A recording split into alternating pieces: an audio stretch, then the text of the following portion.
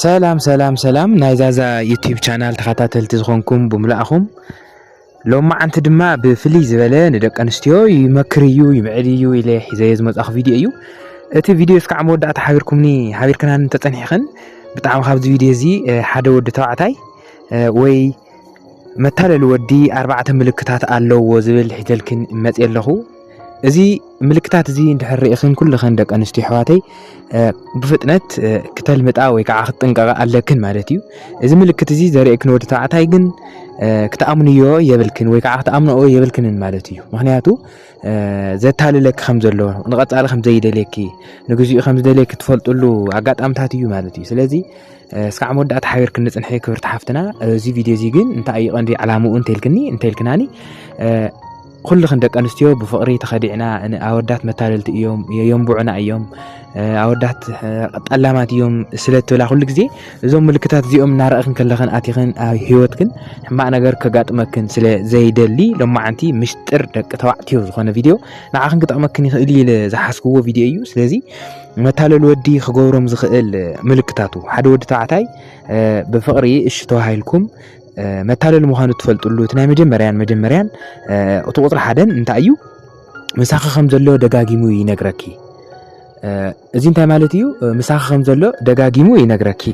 ምሳኺ ከም ዘሎ ደጋጊሙ ይነግረኪ ክበሃል ክኽእል ከሎ እንታይ ማለት እዩ? ኩሉ ግዜ ኣብ ዕላላቱ ኣብ ቅርርቡ ንዓኺ ንኸእምን ኣብ ዝገሮም ናይ ፍቕራዊ ዕላላት ይኹኑ ኩሉ ግዜ ምሳኺ ከም ዘሎ ንስኺ እስካዕ መወዳእታ ናቱ ምዃንኪ በቃ ኣብ ዝኾነ ሕድሕድ እንቅስቃሴኡ ደጋጊሙ ዝዕለክ ዕላል የታልለኪ የዕሽወኪ ስለ ዘሎ ኩሉ ግዜ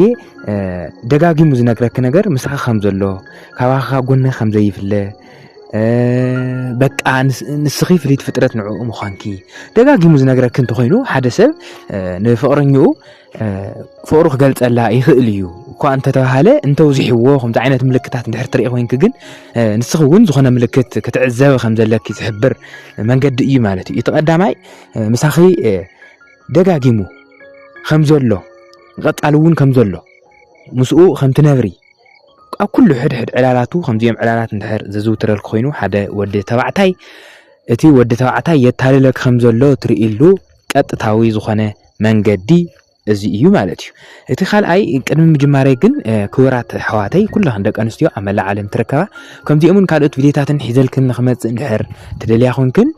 ነዚ ቪድዮ እዚ ላይክ ዘይገርክን እስካብ ትሪእያ እንተሃሊኽን ላይክ ጌርክን ነዚ ቪድዮ እዚ ቫይራል ንኽወፅእ ክትሕግዛኒ ትኽእል ኢኽን ሼር እናበልክን ድማ ናብ ኩሉ ማሕበረሰብ ንኽበፅሕ ዩቲዩብ ቻናልና እውን ኣብ ዝለዓለ ደረጃ ብዙሕ ሳብስክራይብ ሃልይዎ ብዙሕ ብጥራት ዘለዎ ስቱድዮ ብጥራት ዘለዎ ነገራት ንኽንመጽእ ስለሕግዘና ዝኽእል ስለዚ ሓቢርክና ንምሳይ ክትዓብያ እናተለዋኹ እቲ ካልኣይ ድማ እንታይ እዩ ከም እተድልዮ ደጋጊሙ ይነግረኪ። ከም እተድልዮ ማለት ብዘይባኣ ክነብር ከም ዘይኽእል ደጋጊሙ ይነግረኪ። እስኺ ከም እተድልዮ ንስኺ ተዘይሃለይኻ ዓለም ጸልማት ምዃና በቃ ዝኾነ ክስተት ከም ዝፍጠረው ሂወቱ ደጋጊሙ ይነግረኪ። ምክንያቱ እምነኪ ሽውደክ ከም ዘሎ ትፈልጡሉ እቲ ካልኣይ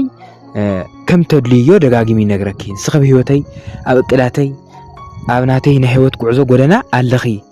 ኣብ እቅደይ ኣለኺ ኢኺ ስለዚ ንስኺ ተድልኒ ኢኺ ብዘይባኣ ከዓ ንኽነብር ኣይክእል ዝትፋስ ኢኺ ናበለ መርዛማት ቃላት ገይሩ ልብኺ ንምስላብ ዝጥቀመሉ እቲ ካልኣይ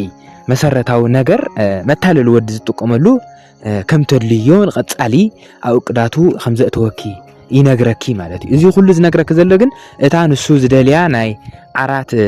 ድሌት ንኸማልእ ዝገብሮ ዘሎ ናይ ሕሶት ቃላት ምዃኑ ግን ክትነቑሕሉ ይግበአክ ማለት እዩ ክብርቲ ሓፍትና። እቲ ሳልሳይ እንታይ እዩ? እዚ መሰረታዊ ነገር ቅድሚ ሕዚ እውን ኣብ ዛዛ ሚድያ ዩቲዩብ ቻናል እውን ብብዙሕ ናስራሕ ኩሉ ዝመጻኹ እዩ። ስለዚ ኣብኡ ኸይድክን እውን ናይ ዛዛ ሚድያ እቲ ካልኣይ ቻናለይ ኣብኡ ኣቲኽን እውን ክትሪእዮ ትኽእል ኢኽን ወይ ከዓ እዚ ቪድዮ ክሰምዖ ትኽእል ኢኽን። እቲ ሳልሳይ መሰረታዊ ነገር ድማ ሓደ መታለሊ ወዲ እቲ ሳልሳይ መሰረታዊ ነገር ክገብሮ ዝኽእል ነገር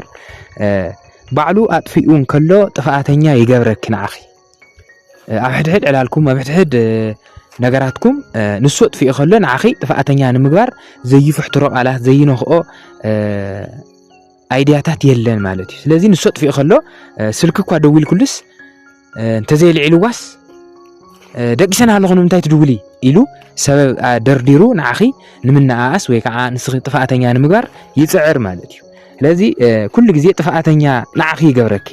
أبعد علالو أبعد هيوتو استخصتو جيجاتات وين سخت عرفت جاجيلهم وانات ناتك جيجاتات ندعوين داكزفة نعخي تحت نمال كابدك أنستي تحت مخانكي ينقركي مخنيات نسخي ناي طفقاتو منشي مخانكي نسخي مهلاوكو مسؤو يطفئني جاجن كم زله دجاجي مخنقركي خلي مالتي كرت حفتنا ስለዚህ አኩም ዚ ዓይነት ክስተት ኮይን ክድማ ንስኺ ክትነቕሕሉ ዝግበአኪ ኩሉ ግዜ ጥፋኣተኛ እንድሕር ዝገበረክ ጽቡቕ ስራሕ ንዕኡን ምሕጓስ ኢልካ እኳ ክትሰርሕና ሃለኺ እንድሕር ጥፋኣተኛ ዝገበረክ ኮይኑ ክብርቲ ሓፍትና ንስኺ ክትሓስብዮ ዝግበአክ ነገር እንታይ እዩ እዚ ወዲ እዚ የታለክን ይዕሽወክን ከም ዘሎ ብቐረባ ምልክታት የርእየክ ስለ ዘሎ ካብዚ ዓይነት ወዲ ኣቐዲምክ ክትጥንቀቂ ኣለኪ ዝብል ሓሳብ ኣለኒ ኣነ ሓውክ ማለት እዩ ስለዚህ እቲ ናይ መወዳእታ ቅድም ምንጋረይ ነዚ ዩቲዩብ ቻናል እስካሕዚ ሰብስክራይብ ዘይገርኩም ሰብስክራይብ እናገርኩም ከምዚኦምን ካልኦት ቪድዮታትን ሒዘን ኣዋኻትኩም ብዝተፈላለየ ግዝያትን ወቅታትን ከመጽየ ስለዚህ ነዚ ቪድዮ እዚ ላይክ እናገርኩም እስካዕ መወዳእታ ሓቢርኩም ተጸኒሕኩም ሓቢርካና ተጸኒሕኩም ኩራት ኣሕዋተይ ክትጥቀማ ኢኹም ማለት እዩ ስለዚህ እቲ ራብዓይ ናይ መወዳእታን እንታይ እዩ ናይ ደስታን ናይ ሓዘኑን ስምዒት ክነግረኪ نخسعركي يقبر نايدستان يحزون سمعيت نخسعركي يقبر يملككي مالتي بخال بحالا نسون عوز حقسون زنا دون حسابات كما تخل كلنا هيوتو نعخي كنغركي ويكعن نتي صقماتو خكافلكي يدل مالتي كورت حفتنا ስለዚህ አኩም ዚ አይነት ወጥሪ ዝኾነ ፍቅረኛ ክድማ ንስኺ ክትጥንቀቀሉ ዝግበአክ ነገራት ክትጥንቀቅ ኣለክ ማለት እዩ ስለዚህ ሓጎዙን ናይ ደስቱን ተኻፋሊት ምዃን ምሳኺ ይፅዕር ማለት እዩ ስለዚህ እስኺ ክትገብርዮ ዝግበአክ ድማ እንታይ እዩ ኩሉ ግዜ ሓዘን ክስምዖ ከሎ ሓዘን ንኽስምዓኪ ይገብር ደስታ ክስምዖ ከሎ ድማ ደስታ ንኽስምዓኪ ይገብር ማለት እዩ ስለዚህ ከምዚ ዓይነት ወዲ መታለልን መታዓሻሸውን ወዲ እዩ ስለዚህ ኣብቲ أربعة مسرتاو نجار زرزركوا خالقت عينت ناي متلال حساتون كله خليهم زوم حزر زرزرهم زلهم جن توم مسرتاوي ناي حدا ودي زتالو لهم كند مسرتاو نجار يوم مالت لذي كرت حفتنا بزقات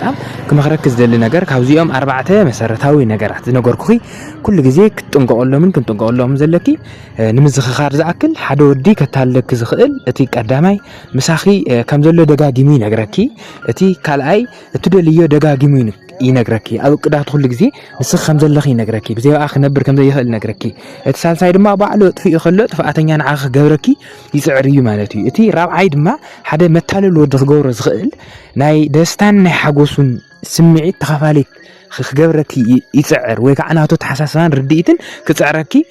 ختصعناكي ويكع ناتو حساب ناب عليه يصعينو نسخي ناي تحساب تجزايتن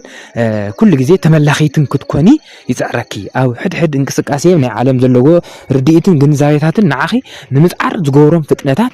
كل جزء أنا يجبرلك ويكع بالعلم وخانو كل جزء نقركي مالتي سلازي اسكع موداتا نزي فيديو زي حايرك نسلت أنا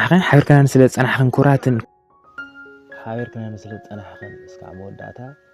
بتعمي زمسكن أو قتالو تمثال فيديو متمثل ساعات كلمة ناس كحزنر نتاني حتكن بتعمي زمسكن أنا حايرك نصلح وحفتم زادا نيره سلام